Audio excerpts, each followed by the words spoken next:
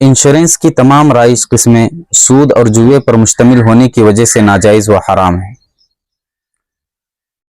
जिस किस्म से भी ताल्लुक़ रखने वाला इंश्योरेंस हो, लाइफ इंश्योरेंस हो, ख़रीद व फ़रोख्त के वक्त का इंश्योरेंस हो, वगैरह वगैरह, उसमें सूद और जुए की शक्ल पाई जाती है, जिसकी वजह से नाजायज़ और गुनाह कबीरा और हराम है।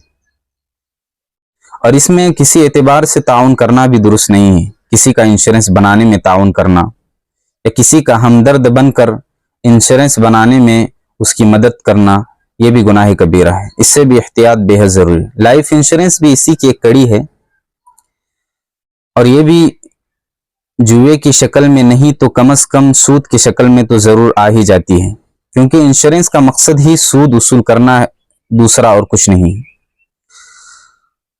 क्योंकि लाइफ इंश्योरेंस में बीमा कंपनी से ये मुआहदा होता है कि हमने जो रकम आपके पास जमा की हुई है, इतनी इतनी मुद्दत के गुजर जाने के बाद उस रकम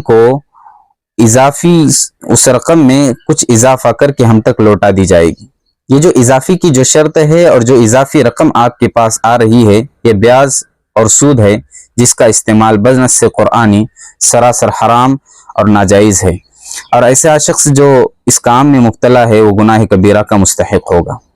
हमारे माशरे में अक्सर लोग इसमें ऐसे लाइफ इंश्योरेंस के बनाने का शिकार हो चुके हैं, तो ऐसे लोगों को ज़रूरी है कि ऐसे काम को बंद कर दे और ज़्यादा से ज़्यादा इस काम को रोकने की कोशिश की जाए।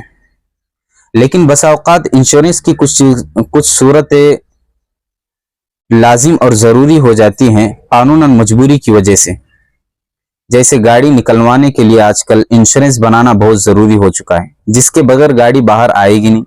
शोरूम से अगर नई गाड़ी आप खरीदने के लिए चले गए हो तो गाड़ी निकलवाने के लिए इंश्योरेंस बनाना बहुत ज़रूरी होता है। तो कानूनन मजबूरी की वजह से इंश्योरेंस बनाने की तो आपको गुंजाइश है, लेकिन अगर कहीं हादसा हो जाए और हादसे में बनाई हुई इंश्योरेंस जो बनाया गया है उसकी तरफ से अगर आपको रकम मौसूल होती है, पहुंचती है आप तक, तो आपके लिए ज़रूरी है कि जितनी रकम आपने जमा की हुई है उतनी ही रकम से आप इंतफा करें, उतनी ही रकम अपने इस्तेमाल में लाएं।